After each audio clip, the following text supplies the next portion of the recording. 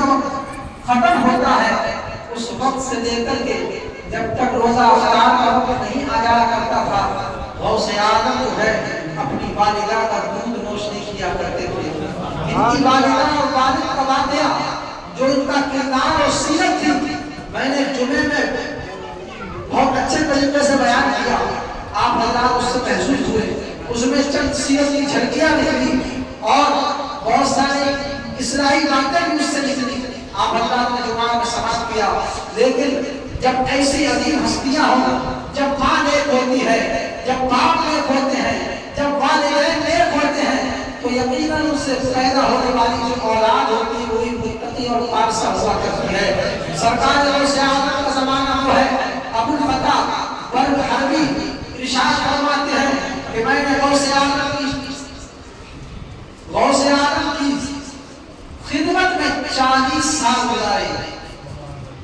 آپ کی زندگی کا عالم یہ تھا کہ آپ عشاء میں جو وضو کیا کرتے تھے 40 سال تک اسی وضو سے آپ نے عشاء میں کرتے فجر کی نماز اس سے ادا فرمائی. سبحان اللہ. 40 سال کا عرصہ گزرا غوث اعظم کا, اور کہتے ہیں 15 سال تک سرکار غوث اعظم نے ہر رات ایک قرآن مجید مکمل فرمایا ہے, پورا کیا ہے.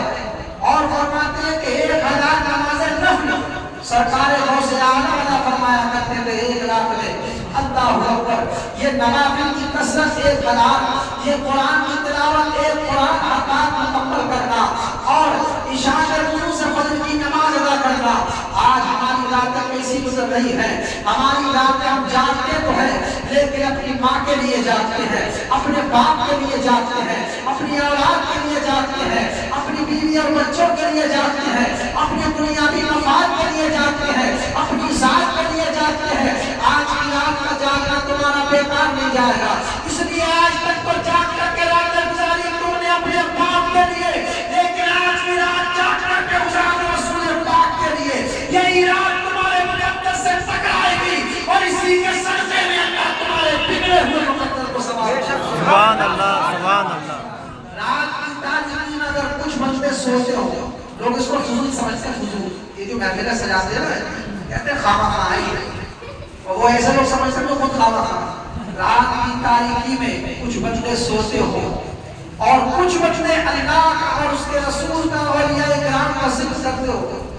اللہ کے رسول کی حدیث پاک ہے, جو بندے اللہ اور اس کے رسول کا ذکر کر رہے ہو, ذکر خیر کی محفلیں سجائے ہوئے ہوں, ان کے درمیان اور اللہ کے درمیان کوئی پردہ نہیں ہوا کرتا ہے. اے غوثیہ مسجد میں آنے والوں, اپنے مقدر پر ناز کرو.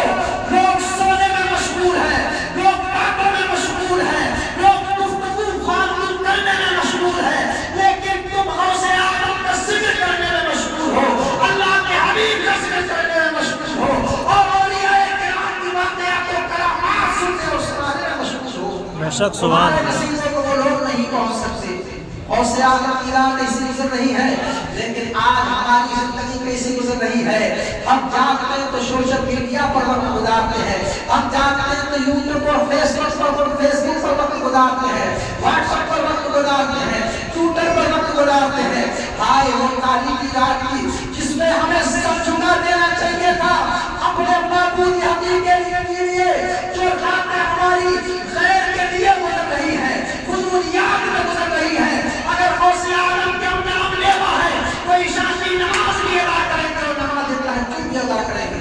تب غلامی برابر ہوگا, تب غوث اعظم راضی ہوں گے, تب اللہ کے رسول راضی ہوں گے, اور تب ہمارا خدا راضی ہوگا. لیکن کسی کو فکر نہیں ہے. آؤ ایک حدیث اسی تعلق سے میں آپ کے گوش و گزار کر کے آگے گزر جانا چاہتا ہوں. رسول پاک کی بارگاہ میں اللہ اکبر. ایک گاؤں کا رہنے والا ایک ایرانی تھا, گاؤں کا رہنے والا ایک نوجوان تھا. اللہ کے حبیب کی بارگاہ میں آیا, یا رسول اللہ میرے والد کا انتقال ہو گیا. دل کے کانوں سے سننا, بہت اچھی حدیث ہے, انشاءاللہ آپ کے ایمان کو جلا ملے گی. اللہ اکبر. آقا کریم علیہ الصلوۃ والسلام کی بارگاہ میں عرض کرتا ہے میرے باپ کو کوئی دفنانے والا نہیں ہے, میرے باپ کو کوئی رحم دینے والا نہیں ہے. اللہ کے حبیب نے حضرت عمر اور حضرت ابو بکر صدیق سے ارشاد فرمایا جاؤ اور جس دیہات پر یہ رہنے والا ہے اس دیہات میں جا کر کے اس کے باپ کو غسل اور کفن دو اور دفناؤ۔ اللہ اکبر۔ حضرت عمر اور حضرت ابو بکر صدیق، وہ جو نبیوں کے بعد سب سے بڑا مرتبہ ابو بکر صدیق کا ہے، اس کے بعد عمر فاروق اعظم کا ہے، پہنچ جاتے ہیں دونوں صحابی۔ اللہ اکبر۔ اس مردے کے چہرے پر چادر پڑی ہوئی تھی، چادر کو جب ہٹایا گیا دونوں صحابہ دنگ رہ گئے۔ اللہ اکبر۔ اس لیے کہ وہ کرنے والا تھا، اس کا چہرہ جو تھا وہ کالے سور کی طرح ہو چکا تھا۔ اللہ اکبر۔ آقا کی بارگاہ میں خط لکھا گیا، یا رسول اللہ معاملہ ایسا ہے، حضور خود تشریف لے کر کے آتے ہیں، آپ نے جب دیکھا تو اس مرنے والی کی جو صورت تھی وہ کالے سور کی طرح ہو گئی۔ اللہ کے حبیب نے دعا کی، اے مولا اس کی صورت کو بدل دے اور اصلی حالت پر لا دے۔ آقا کی دعا کیوں قبول نہ ہو؟ میرے اعلیٰ حضرت فرماتے ہیں، اجابت نے چھن کر گلے سے لگایا، بڑی ناز سے جب دعائے محمد اجابت کا جوڑا عنایت کا صحرا دلہن بن کے نکلی دعائے محمد۔ اللہ اکبر۔ آقا کی دعا سے اس کا چہرہ اصلی حالت میں ہو جاتا ہے۔ آقا نے جو ہے حکم دیا کہ اس کو نہلایا جائے، اس کو کفنایا جائے، اس کے بعد نماز جنازہ حضور نے ادا فرمائی۔ آج بھی جب ہوتا ہے نماز جنازہ ہو جایا کرتی ہے تو انسان کہتا ہے کہ ایک مرتبہ مرنے والی کی صورت اور دکھا دو۔ وہاں پر بھی یہ معاملہ پیش آیا، کہا ایک مرتبہ اس کی صورت اور دکھا دو۔ جب کفن کھولا گیا، چہرے سے چادر ہٹائی گئی، اللہ اکبر، وہ پھر اس کی صورت کالے سور کی طرح ہو گئی۔ آقا نے صحابہ کرام نے عرض کیا، یا رسول اللہ یہ معاملہ ہمیں سمجھ میں نہیں آتا، یہ معاملہ ہے تو ہے کیا؟ آقا نے کچھ نہ ارشاد فرمایا بلکہ اس کے بیٹے سے ارشاد فرمایا، پتا تیرا باپ کون سی برائی کیا کرتا تھا؟ اللہ کو سمجھ، دل کے کانوں سے سننا اور تمہارے اندر بھی یہ خرابیت ہے اس کو دور کرنے کی کوشش کرنا۔ آقا کی بارگاہ میں اس نے کہا تھا، یا رسول اللہ میرا باپ جب نماز کا وقت ہوا کرتا تھا تو نماز کے وقت میں اپنے بستر پر سویا کرتا تھا۔ اسی موقع پر میرے آقا نے ارشاد فرمایا کہ جو نمازوں کو ترک کرتا ہے اور جو بے نمازی ہوا کرتا ہے، کل بروز قیامت جب وہ اٹھایا جائے گا تو میدان محشر میں کالے سور کی شکل میں اس کو لایا جائے گا۔ آج ہمارے چہرے پر جب کوئی گانا نکل آتا ہے، کوئی سنگ ہو جایا کرتا ہے، کوئی بھولا ہو جایا کرتا ہے، ہم کسی فنکشن میں جانا کا وعدہ نہیں کرتے، کسی شادی میں جانے کا وعدہ نہیں کرتے۔ کل بروز قیامت اگر بے نمازیوں کی صورت کالے سور کی طرح ہو گئی، کیسے خدا کی بارگاہ میں پہنچو گے؟ کیسے مصطفیٰ کی بارگاہ میں حاضر ہوگے؟ کیسے غوث اعظم کی بارگاہ میں حاضر ہوگے؟ اگر نمازوں سے دور ہو تو سچی توبہ کر لو اور یہ عہد کر کے اٹھو کہ آج کے بعد ہم نماز نہ چھوڑیں گے، آج کے بعد جھوٹ نہ بولیں گے، آج کے بعد اس کے حلال کی دعائیں اپنے مومنی دعاؤں میں مانگیں گے، خود بھی اس کے حلال کھائیں گے، اپنے بچوں کو بھی اس کے حلال کھلائیں گے۔ لہٰذا یہ بات میں نے آپ کے سامنے یہ حدیث تلاوت کی، جو لوگ نمازیں چھوڑتے ہیں وہ عبرت حاصل کریں۔ غوث اعظم کی زندگی کیسی گزر رہی ہے؟ پوری رات خدا کی عبادت کر رہے، پوری رات۔ ہمیں بھی یہ ہونا چاہیے، نماز عشاء پڑھیں اور اللہ توفیق دے تو چند نوافلات کی تاریخیں میں پڑھے۔ یہ سیرت غوث اعظم کی ہے، اولیاء کرام کی سیرت بھی ہے، ہمارے حضور کی سیرت بھی ہے، لہذا اور غوث اعظم کا مقام سماعت کرو۔ حضرت شیخ ابو عبداللہ فرماتے ہیں کہ غوث اعظم وہ ہیں کہ کبھی کسی بڑے آدمی کے لیے کھڑے نہ ہوئے، کبھی کسی بڑے آدمی کے لیے غوث پاک کھڑے نہ ہوئے، اور اگر رات کی تاریکی میں شہنشاہ وقت خلیفہ بھی آ جایا کرتا تھا تو اس کو زیارت نہیں ہوتی تھی، صبح تک فجر کی نماز کے بعد تک اس کو انتظار کرنا پڑتا تھا۔ یہ غوث اعظم کا مقام ہے۔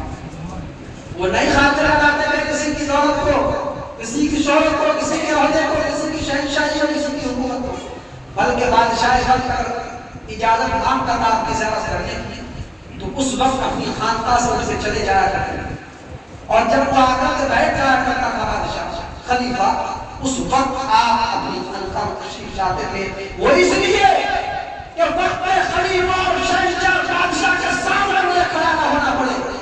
غوث اعظم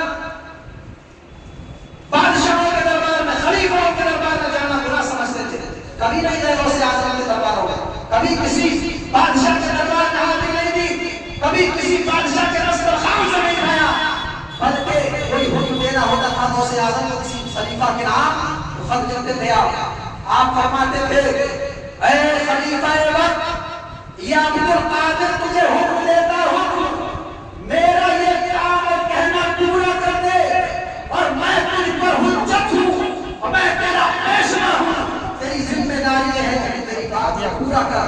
खलीफा जब सुनता था तो कांप जाया करता था और आपके घर को छू लिया करता था और फरमाया करता था, वाकई मेरे शेख ने कहा बिल्कुल सच कहा।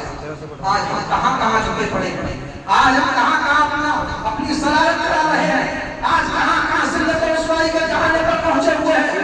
आज गौसे आजम ने इरशाद फरमाया कि मैंने तमाम अमाल पर तहकीक किए, तमाम अमाल पर तहकीक किए, लेकिन ईमान के बाद जो दर्जा मैंने हुस्ने अखलाक और भूखों को खाना खिलाने का पाया वो किसी पर नहीं पाया।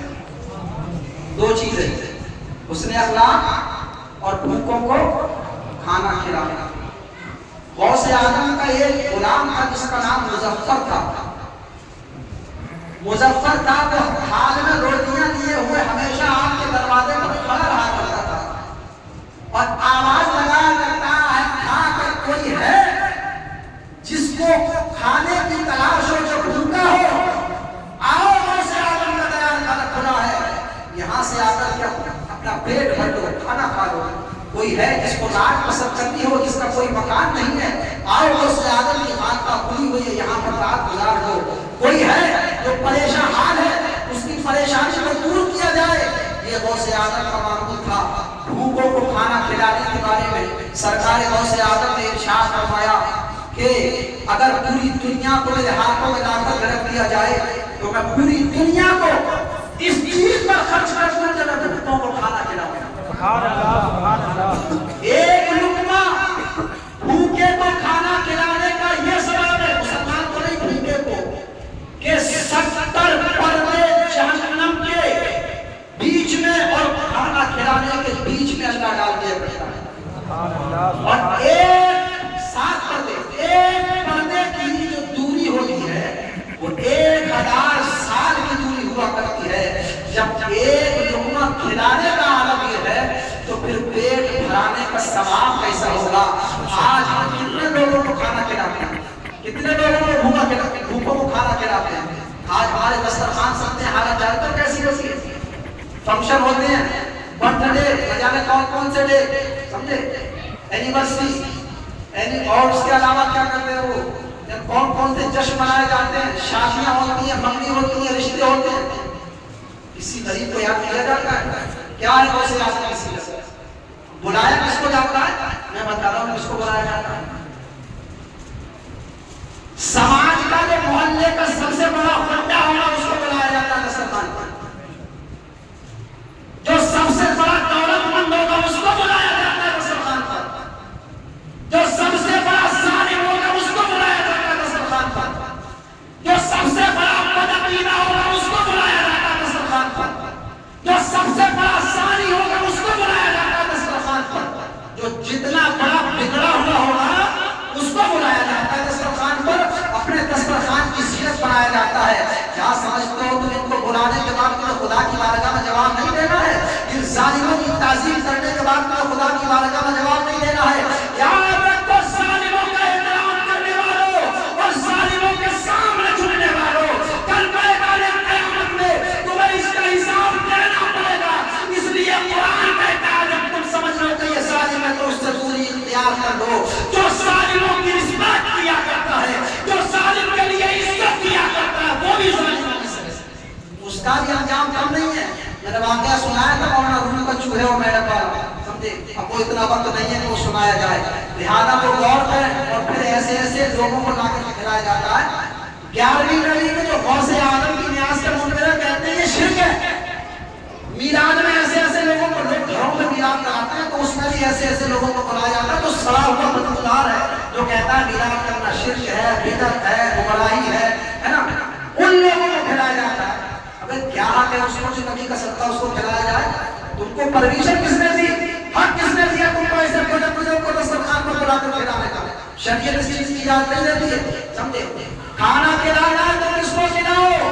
अपनी शादियों में, अपने प्रोग्रामों में, अपने फंक्शन में अगर खाना खिलाना है तो गरीब तबके को तलाश करो, मिस्कीनों को तलाश करो। अगर ऐसे लोगों को तुम खाना खिलाओगे तो गौसे आलम भी राजी होंगे, अल्लाह उसका रसूल भी राजी होगा। और जब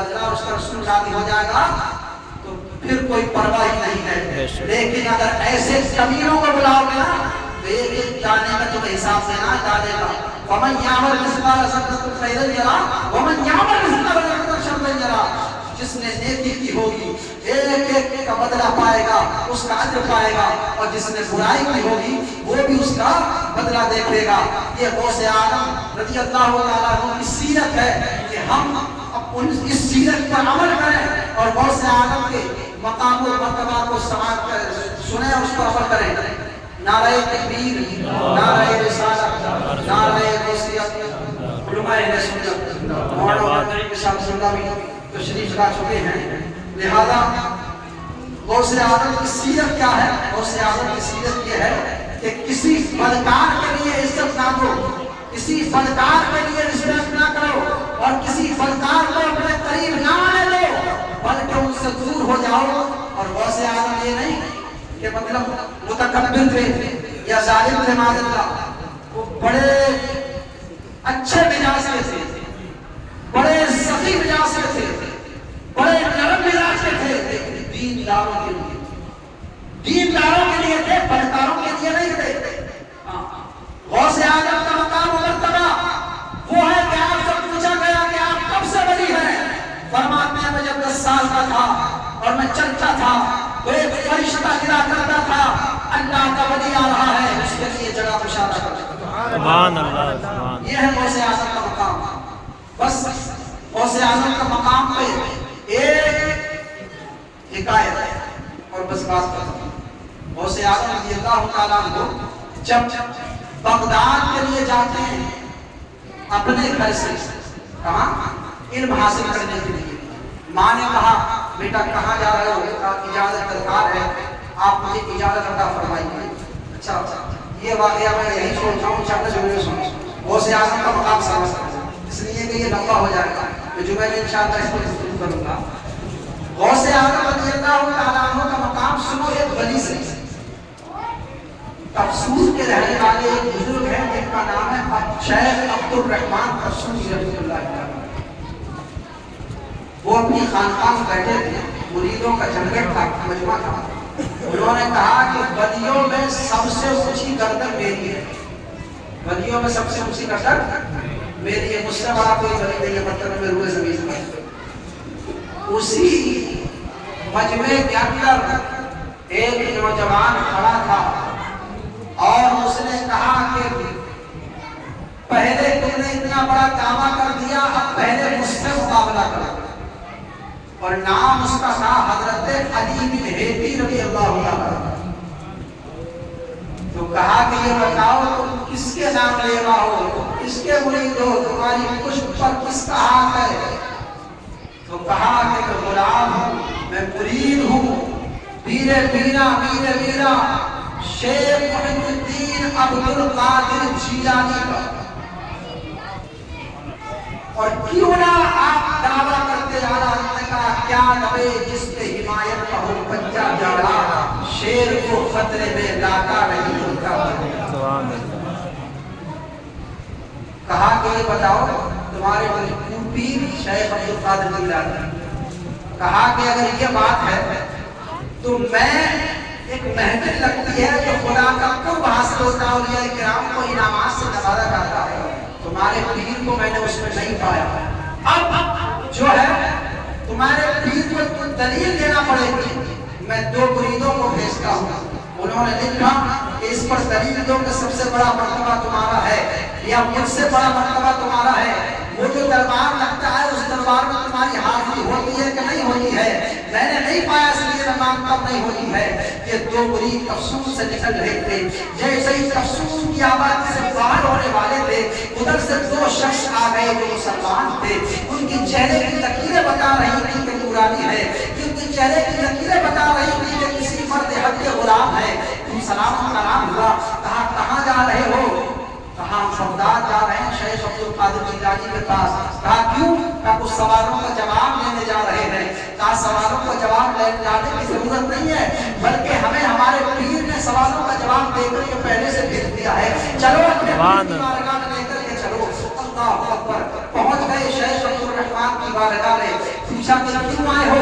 कहा तुम्हारे सवालों का जवाब देने के लिए आए हैं। तो کہا کہ تم لوگ کب چلے تھے؟ کہا ہمیں یہ تو نہیں پتا ہم کب چلے تھے، ہاں ہم اتنا جانتے ہیں کہ تمہارے جو مریدین جب یہاں سے چلے تھے غوث اعظم نے ارشاد فرمایا کہ عبد الرحمان کے 2 مرید آ رہے ہیں، ان کو آنے کی زحمت نہ دی جائے بلکہ تم جاؤ یہاں سے جواب لے کر کے جاؤ۔ اللہ اکبر۔ ہم نے جب قدم اٹھایا تھا بغداد کی زمین سے، اور جب قدم اٹھایا تھا تو زمین بغداد تھی، لیکن جب دوسرا قدم رکھا تو رسول کی زمین پر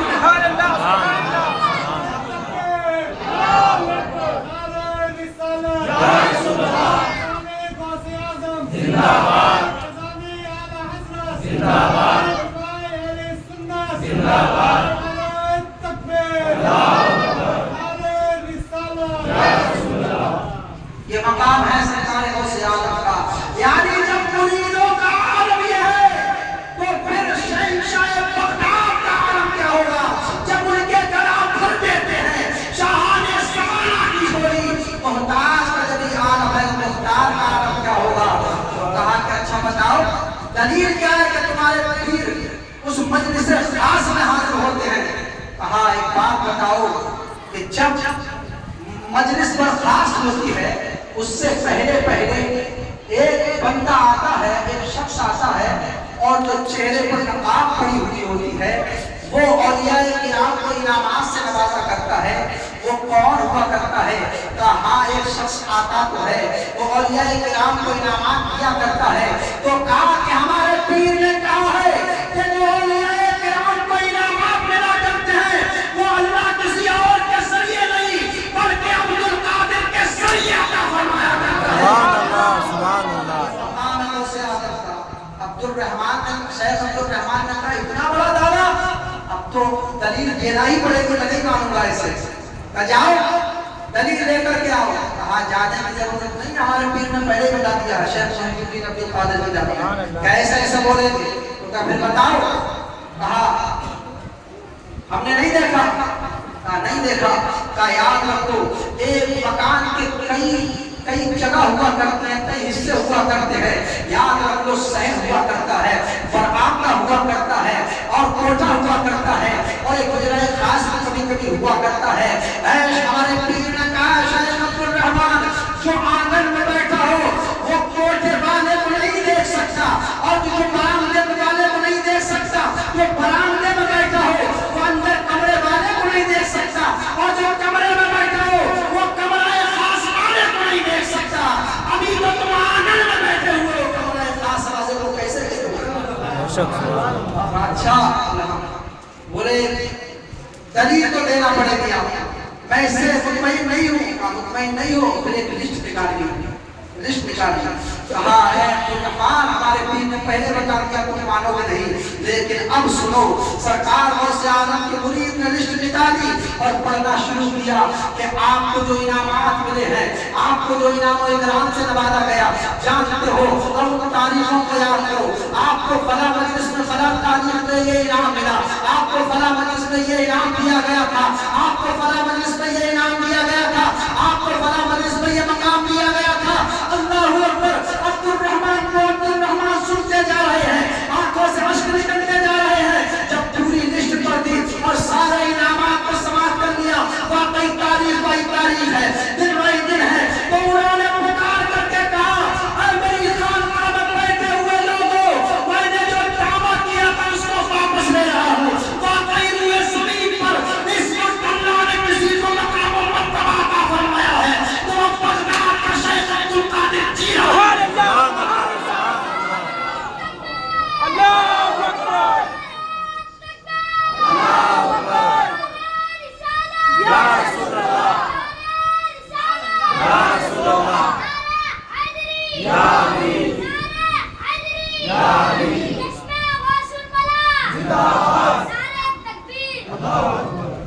صدر صاحب نے مجھ سے بول رکھا ہے، مجھے جب تک خبر پہنچی تھی غوث اعظم کا مقام بیان کریں، تو اس حوالے سے میں نے اپنی زبانی میں، زبان تو میری ہے لیکن قول اور واقعہ تاریخ میں لکھا ہوا ہے، شیخ عبد الرحمان پائے کے بزرگ ہیں، ان کی زبانی، ان کی خانقاہ کا واقعہ غوث اعظم کا جو مرتبہ مقام ہے آپ تک میں نے پہنچایا۔ لہذا غوث اعظم وہ ولی ہیں کہ صحابہ اکرام کو چھوڑ کر اور ائمہ اہل بیت کو چھوڑ کر جتنے اولین و آخرین اولیاء کرام گزرے ہیں سب کے سردار ہیں، سب کے سردار۔ جس طریقے سے تمام انبیاء میں ہمارے نبی سب کے سردار ہیں، اسی طریقے سے تمام اولیاء میں سردار ہیں غوث اعظم تمام کے سردار ہیں۔ غوث اعظم نے جھوٹ کو پسند نہیں فرمایا ہے۔